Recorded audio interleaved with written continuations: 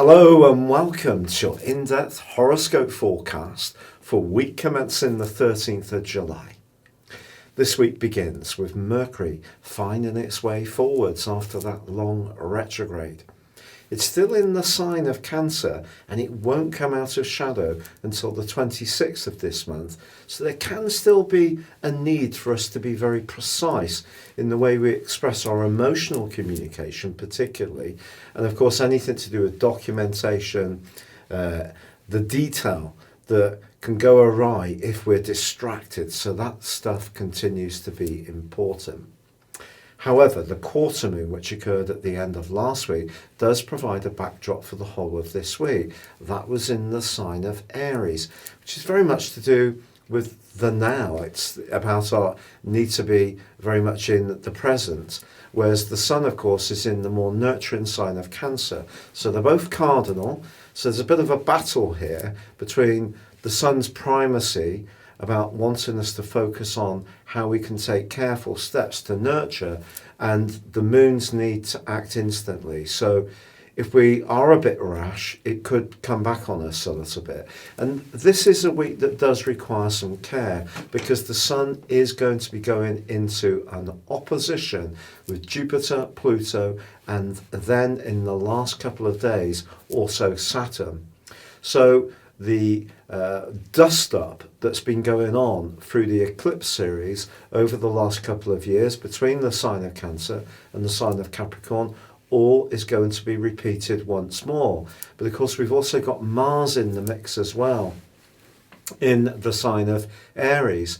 Well, that doesn't come into connection with these influences quite yet. It actually forges a very neat tie with Venus. So if you're lucky enough to be able to socialize or connect at some kind of level, depending on the COVID restrictions wherever you are locally, then that can be delightful. But I do feel that the balance between making sure that we're safe and well emotionally and physically in terms of the sun in Cancer, and being more aware of our worldly interactions and protecting our interests financially coming through Capricorn is a balance we need to find. There could be some push-pull energy this week. We may encounter someone who's a bit strident, a bit forceful, a bit opinionated or dogmatic, but we also have to be conscious of our own energy too.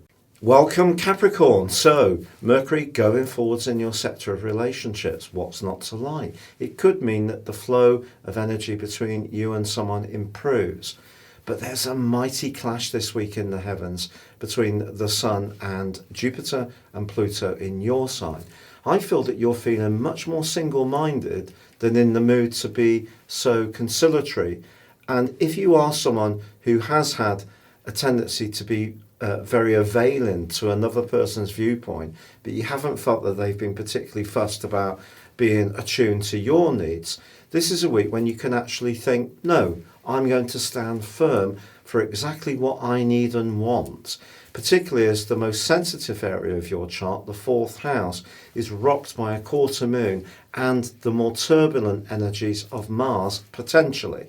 Now Mars does forge a great link with Venus still, which is brilliant if you work from home. It can see you productive, or you may engage with crafts. Certainly being very individualistically creative can be a very good thing at the moment, but you're probably not in the mood to compromise too much. It's been a real pleasure you being with me. If you'd like to know more and ascend above your zodiac sign, please check out my affordable range of personal horoscope reports beneath this video. You can also grab yourself a special offer of 30% off. Or if you'd like to have a one-to-one with me, please check out my testimonials. Also, you can chat with me directly on Twitter, or please join Elisa and I for our daily video astrology and tarot show. Please see the link below as well. But for now, stay safe, take care, and goodbye.